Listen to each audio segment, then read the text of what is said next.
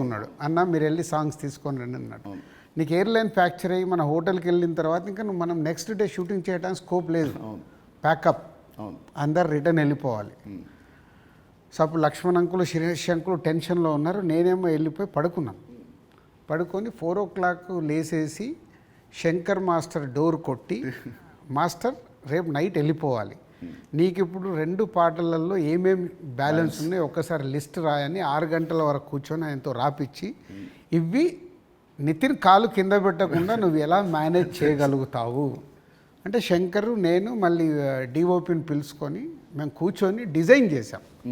Design చేసి మీకు చెప్తే మీరు అందరూ ఏంటి షూటింగ్ ఉందా ఎలా చేస్తారు అంటే ఇలా చేయబోతున్నాం, విల్ ఫినిష్ నెక్స్ట్ 2 days అని నీ కాలు కింద పెట్టనివ్వకుండా 2 రోజులు షూటింగ్ చేయించా కూర్చొని స్టాండింగ్.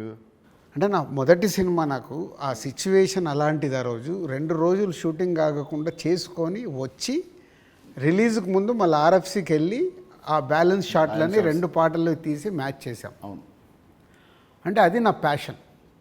అంటే మొదటి సినిమాలోనే నేను ఒక సమస్య వస్తే దాన్ని జాగ్రత్తగా హ్యాండిల్ చేసుకొని సినిమాకి ఎలాంటి డ్యామేజ్ జరగకుండా చేయగలిగా.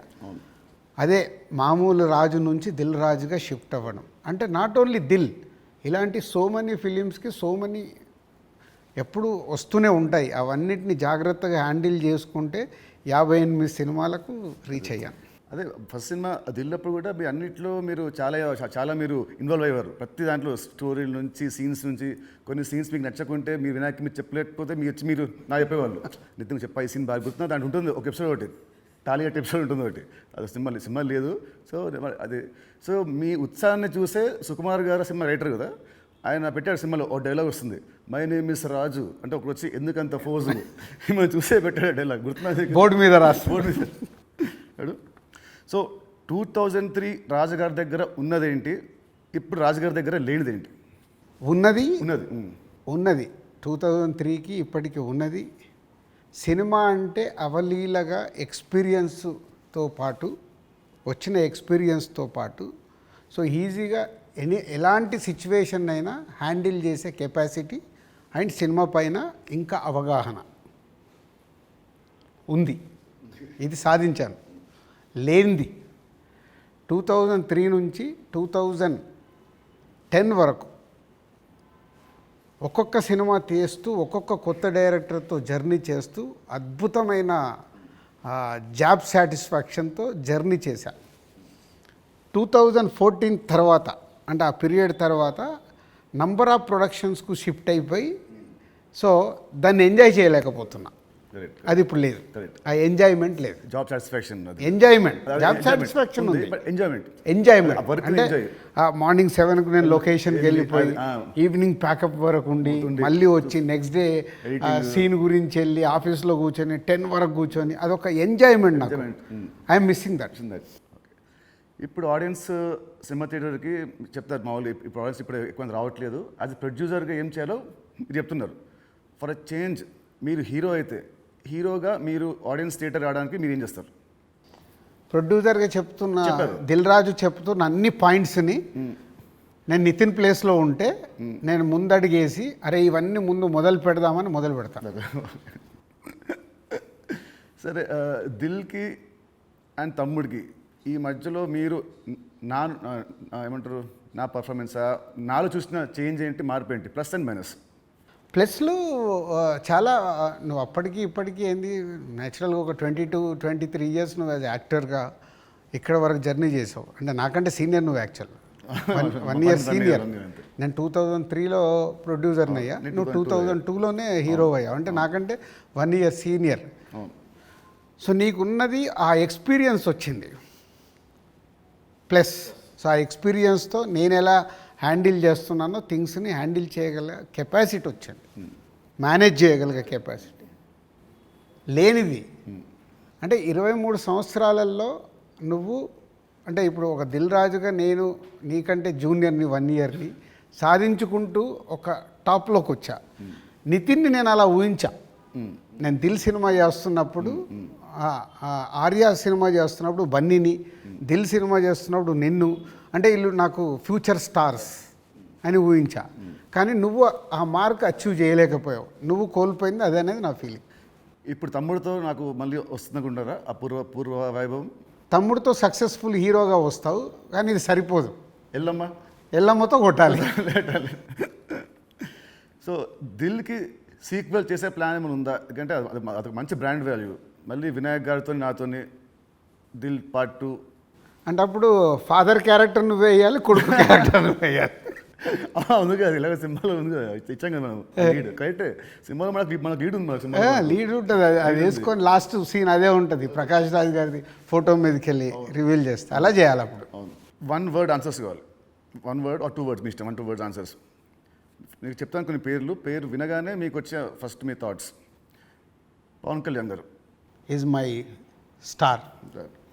మహేష్ బాబు గారు, మహేష్ గారు మా ఇద్దరికి ఒక తెలువని అండర్లింక్ ఉంటుంది. ప్రభాస్ గారు, is my darling.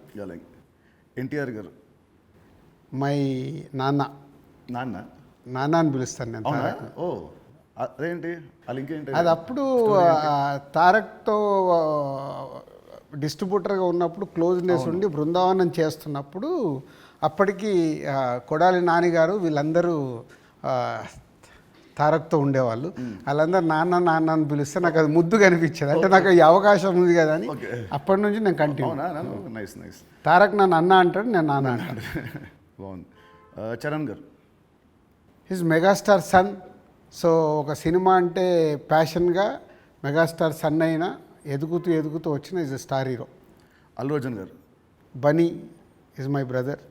Next Sirish Reddy గారు. శిరీష్ అందరికీ తెలిసింది మై బ్రదర్. పోతే మా ఇద్దరికి సినిమా దాంట్లో ఎప్పుడు ఒక కాన్ఫ్లిక్ట్లో ఉంటాం. అవునా? ఓకే. అంటే ఆలోచన విధానంలో కాన్ఫ్లిక్ట్గా మాట్లాడుతుంటాం, బట్ కన్క్లూడ్ చేస్తాం. రిజల్ట్ ఉంటుంది మాకు. About Venu Sriram. Venu is my boy. Thammudu సినిమాని 3 ముక్కలు చెప్పాలంటే తమ్ముడు, what is Thammudu for you? Nithin నాకు తమ్ముడు, వేణు నా తమ్ముడు. తమ్ముడు సినిమా మీకు పేరు తెస్తుందా, మీకు డబ్బు తెస్తుందా? ఫస్ట్ పేరు తెస్తుంది, తర్వాత నేను పెట్టిన డబ్బు తెస్తుంది, ఇంకా అద్భుతాలు జరిగితే లాభాలు తెస్తుంది. సో July 4th సినిమా వస్తుంది తమ్ముడు. సో ఆడియన్స్కి మీరేం చెప్తారు? ఎస్, అన్ని ఇంటర్వ్యూలలో చెప్తున్నట్టే. సో ఈ సినిమా, ప్రతి సినిమా అందరికీ ఇంపార్టెంటే. ఈ సినిమా వేణు శ్రీరామ్, సో ఎంసీఏ వకీల్ సాబ్ తర్వాత బెస్ట్ సినిమా, ఆడియన్స్కి ఒక ఎక్స్పీరియన్స్ సినిమా ఇవ్వాలని చాలా కష్టపడి అవుట్పుట్ ఒక రేపు ఎక్స్పీరియన్స్ ఇవ్వబోతున్నాడు అవుట్పుట్తో. సో అది నో డౌట్. సో దిల్ రాజుగా నాకు సంక్రాంతికి వస్తున్నాం ఒక బ్లాక్ బస్టర్ అయితే, దాని తర్వాత మా బ్యానర్ నుంచి వస్తున్న వెంకటేశ్వర క్రియేషన్ నుంచి వస్తున్న ఒక మంచి సినిమాతో దిల్ రాజు మీ ముందుకు తీసుకొస్తున్నాడు ఈ సినిమాని. ఇది నాకు సక్సెస్తో పాటు ఒక ఎనర్జీని ఇస్తుంది. బట్ నితిన్కి ఇది సక్సెస్ చాలా అవసరం. సో ప్రాపర్గా సినిమాని మీకు నచ్చే విధంగా రెడీ చేసి మీకు తీసుకొస్తున్నాం. July 4th మీరు థియేటర్కి రండి, ఫ్యామిలీస్తో వచ్చి మీరు ఎంజాయ్ చేస్తారు సినిమా, అది నా ప్రామిస్. ఎంజాయ్ చేసిన సినిమాని బయటికి వెళ్ళిన తర్వాత మీరే చెప్తారు ఒక వావ్, అంటే నితిన్కి ఒక కొత్త సినిమా, కొత్త అప్రోచ్. ట్రైలర్ కంటే ముందు తమ్ముడు వేరు, ట్రైలర్ వచ్చిన తర్వాత నితిన్తో ఇలా తీశారు ఆ సినిమా అన్నారు, అది ఫస్ట్ పాయింట్. అలాగే తమ్ముడు అని టైటిల్ పెట్టుకొని ఏ సర్టిఫికేట్ తీసుకున్న దిల్ రాజు. సో ఇది సెకండ్ పాయింట్. అంటే థియేటర్ ఎక్స్పీరియన్స్ కోసం కాంప్రమైజ్ అవ్వకుండా ఏ సర్టిఫికేట్ కూడా తీసుకున్నాము. యూఏ సెన్సార్ వాళ్ళు కొంచెం లెంత్ తగ్గించుకొని యూఏ తీసుకోండి అన్న కానీ ఏ సర్టిఫికేట్ తీసుకోవడానికి థియేటర్లో ఎక్స్పీరియన్స్ మిస్ అవ్వకూడదు. ఏదైతే డైరెక్టర్ అనుకున్నాడో, నితిన్ ద్వారా ఏదైతే మీకు అందివ్వాలనుకున్నాడో, నితిన్ చుట్టూ ఒక 5 ఉమెన్ని పెట్టి ఒక కాన్సెప్ట్ ఫిలింగా 80% ఆఫ్ ద ఫిలిం మీకు ఫారెస్ట్లో ఉంటుంది. ఇది 24 అవర్స్లో జరిగే కథ, ఒక ఎక్స్పీరియన్స్ మట్టుకు డెఫినెట్గా ఈ సినిమాతో పొందుతారు. Please come and watch in theatres from July 4th. తమ్ముడు సినిమా ఉంది. తమ్ముడు సినిమా రిలీజ్ కాకముందే మీరు నాకు ఎల్లమ్మ అనే ఒక కథ వినిపించారు. మామూలు ఇండస్ట్రీలో ఉంటుంది, ఈ సినిమా హిట్ అయితే నెక్స్ట్ సినిమా చేస్తాము అని ఉంటుంది. మీకు ఏంటి మళ్ళీ మీ మైండ్ సెట్, ఈ సినిమా రిజల్ట్తో సంబంధం లేకుండా నాతో నెక్స్ట్ సినిమా చేస్తున్నారు, ఇమీడియట్ సినిమా? సేమ్ నాకు సుబ్రహ్మణ్యం ఫర్ సేల్ జరుగుతుంది తేజుతో. అనిల్ రావిపూడి పటాస్ రిలీజ్ అయింది. పిలిచి అనిల్ సినిమా చేస్తా అన్నప్పుడు సుబ్రహ్మణ్యం ఫర్ సేల్లో ఒక సాంగ్ చూపించి ఈ హీరోతో సినిమా చేద్దామని చెప్పా. అప్పటికే పిల్ల నువ్వు లేని జీవితం చేశాం గీత వాళ్ళతో కలిపి. సో సుబ్రహ్మణ్యం ఫర్ సేల్ సినిమా హిట్ అవ్వబోతుందని నాకు అర్థమైంది. నాకు ఓకే. అర్థమై వైనాట్ అంటే పటాస్ అవును. పటాస్ పెద్ద హిట్ అయింది. సుబ్రహ్మణ్యం ఫర్ సేల్ హిట్ అయినప్పుడు వాళ్ళిద్దరు కలిస్తే సుప్రీం